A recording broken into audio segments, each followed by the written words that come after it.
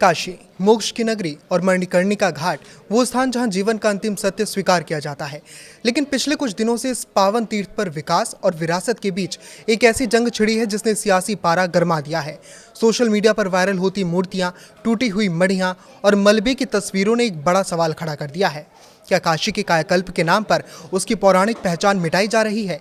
एक तरफ विपक्ष इसे विरासत का विध्वंस कह रहा है, तो दूसरी तरफ मुख्यमंत्री योगी आदित्यनाथ खुद कमान संभालते हुए इन आरोपों को अफवाह बता रहे हैं। आज के इस वीडियो में हम मणिकर्णिका कॉरिडोर विवाद की पूरी परतें खोलेंगे। क्या सच में मंदिर टूटे हैं? क्या मूर्तियां सुरक्षित हैं? और आखिर कैसा दिखेगा भविष्य का मणिकर्णिका घाट? विवाद की शुरुआत हुई मणिकर्णिका तीर्थ के विकास के दौरान एक मढ़ी यानी पुराने चबूतरे को हटाए जाने से। जैसे ही इस मढ़ी को हटाया गया, वहां मौजूद प्राचीन मूर्तियां नीचे गिर गईं। देखते ही देखते इन टूटी मूर्तियों और बिखरे हुए पत्थरों की तस्वीरें इंटरनेट पर फैल गईं। विपक्ष, विशेष रूप से कांग्रेस के प्रदेश अध्यक्ष अजय राय ने मोर्चा खोल दिया। उनका आरोप है कि सरकार बनारस के मूल स्वरूप को नष्ट कर रही है। आरोप लगाया कि विकास के नाम पर बुलडोजर चलाकर आस्था को चोट पहुंचाई जा रही है। लेकिन क्या ये तस्वीरें पूरी हकीकत बयां कर रही हैं? क्या ये सिर्फ एक बड़े प्रोजेक्ट का अधूरा सच है? विवाद बढ़ा तो खुद मुख्यमंत्री योगी आदित्यनाथ मणिकर्णिका घाट पहुंचे। उन्होंने प्रोजेक्ट साइट का बारीकी से निरीक्षण किया और अधिकारियों से एक एक चीज की जानकारी ली। मुख्यमंत्री योगी ने इस विवाद पर सीधा हमला बोलते हुए कहा कि कोई भी मंदिर या मूर्ति नहीं तोड़ी गई है। उन्होंने यहां तक दावा किया कि सोशल मीडिया पर वायरल हो रही कुछ तस्वीरें एआई द्वारा बनाई गई हैं या भ्रामक हैं। सरकार की सफाई में 3 मुख्य बातें कही गई हैं। पहली, मूर्तियां सुरक्षित हैं। जो मूर्तियां मढ़ी हटाने के दौरान गिरी थीं, उन्हें सुरक्षित निकालकर पुरातत्व विभाग के कार्यालय में रखवा दिया गया है। दूसरी, पुनर्स्थापना का वादा।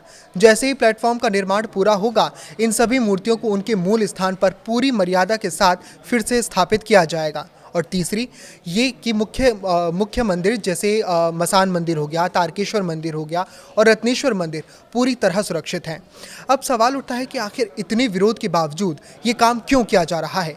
दरअसल मणिकर्णिका घाट पर बुनियादी सुविधाओं की भारी कमी रही है। इस विकास की नींव तब पड़ी जब डोम राजा दिवंगत विश्वनाथ चौधरी ने प्रधानमंत्री मोदी से आग्रह किया था कि काशी विश्वनाथ धाम की तर्ज पर मणिकर्णिका तीर्थ का भी कायाकल्प हो। यहाँ की समस्याएं गंभीर थीं। बारिश के मौसम से अंतिम संस्कार के लिए जगह की कमी, तंग गलियों के कारण शव यात्राओं को पहुंचने में होने वाली दिक्कत और धुएं व भस्म का आसपास के घरों में भर जाना। इन्हीं समस्याओं को देखते हुए साल 2023 में पीएम मोदी ने इस भव्य प्रोजेक्ट की आधारशिला रखी थी। चलिए अब जानते हैं कि करोड़ों के इस प्रोजेक्ट के बाद मणिकर्णिका घाट आखिर कैसा दिखेगा।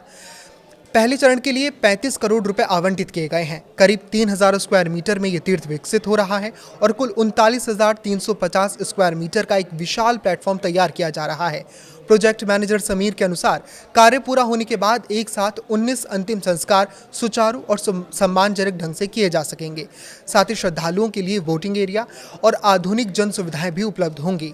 ये पूरा प्रोजेक्ट रूप फाउंडेशन द्वारा अपने CSR फंड से तैयार किया जा रहा है। काशी परंपराओं की नगरी है और यहाँ पत्थरों में भी देवता बसते हैं। पंडित पुरोहितों का एक वर्ग अभी भी इस बात से आहत है कि विरासत को सहेजने के लिए और अधिक संवेदनशीलता दिखाई जा सकती थी।